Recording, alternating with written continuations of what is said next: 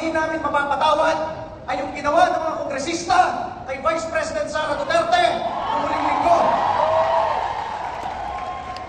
Kaya ang aming panawagan mula sa Duterte Youth Party List, tandaan ninyo yung pagbubuka ng 240 na kongresista na nag-impeach kay Vice President Sara Duterte. Kung ano yung ginagawa sa Davao del Sur, sinisira ang litrato ng congressman nila sa sobrang galit ng mga taga Davao del Sur. Sana tayong 32 million na lampas ng mga Pilipino ay manindigan ngayong eleksyon na ito. Huwag niyo iboto! Susi Cardema, welcome to this election. Salamat po, Pastor.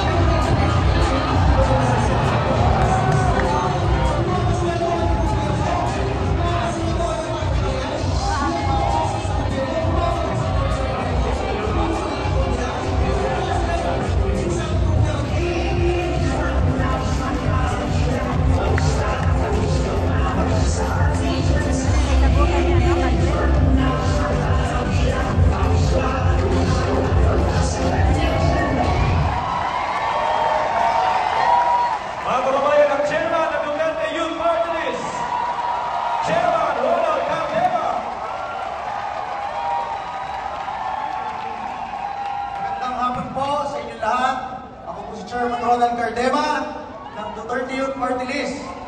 Ang kaisa-isang party list sa Kongreso na lumalaban sa mga makakaliwang grupo. Ang kaisa-isang party list sa Kongreso na nagbabalik ng death penalty para sa mga kriminal, terorista at NPA na terorista.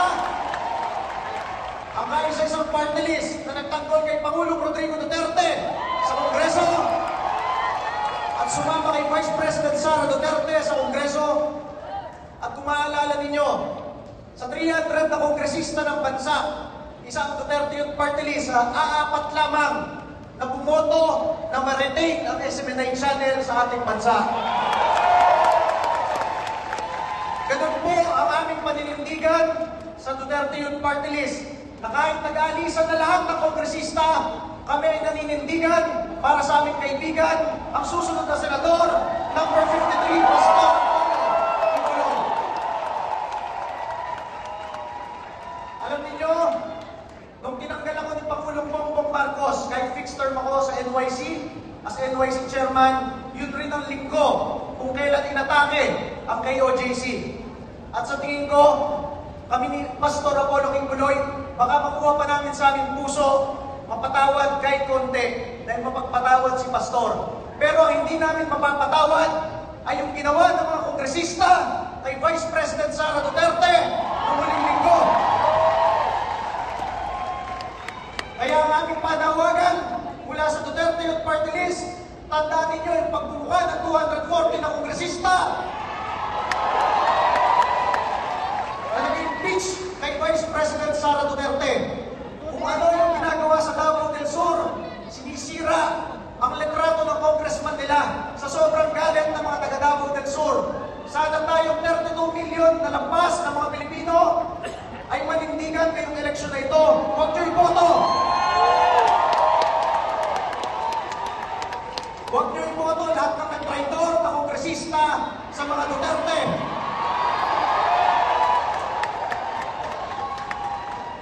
Ang Pangulong Duterte lamang at ang Vice President Sara Duterte ang nagpoprotekta sa ating lahat mula sa mga kriminal, terorista at terorista.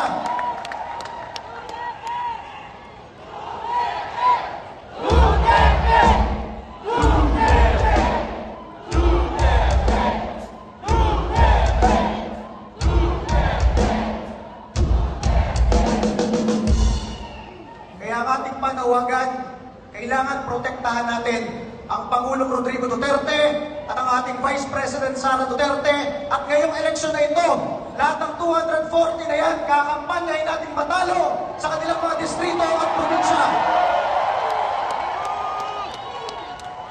Tayong 32 million na Duterte supporters, unang-una, hindi na natin iboboto yung mga kinatawan na yan. At pangalawa, lahat ng mga neutral, ating mga kapitbahay, kababayan, kakampanyahin pa natin na huwag iboto yung mga traidor at walang utang na loob ng mga kongresista na yan. Baka hindi nila alam, si Rodrigo Duterte ay wala pang talo kahit kailan sa kanyang buhay.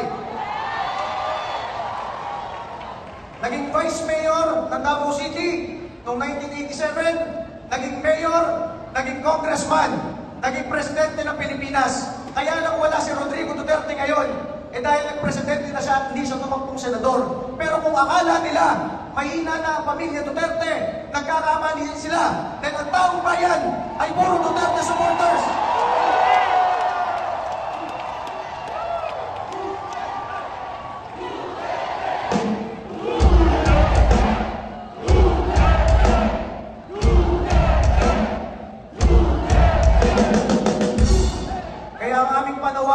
Ngayong eleksyon na ito, iboto ninyo ang mga kaalyado ng Pangulong Duterte na narito sa harap at iboto ninyo ang mga senador ni Pangulong Duterte para mapagtibay ang pagbabalik sa Malacanang ni Sara Duterte.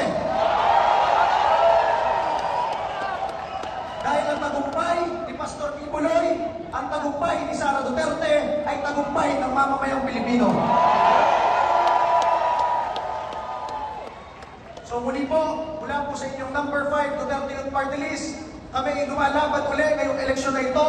Kami ay naninindigan kasama ninyo at tayo ang magdadala ng liwanag dito sa bayan na lungkot na ito. Muli po, maraming salamat at masabi natin, tatag lang. Maraming salamat po. Maraming salamat kay Chairman Ronald Cardema ng Duterte Youth Party List. Isang malakas na palakpak naman dyan! At ang susunod naman na magbibigay po ng mensahe, mangungusap po sa bawat isa po sa atin, mga kababayan, isa sa mga mahigpit na sumusuporta sa mga Duterte at kay Pastor Apollo C. Kibuloy. Walang iba, ang first nominee ng ang Bombero ng Pilipinas Party List, First nominee, Astra Pimentel Naik.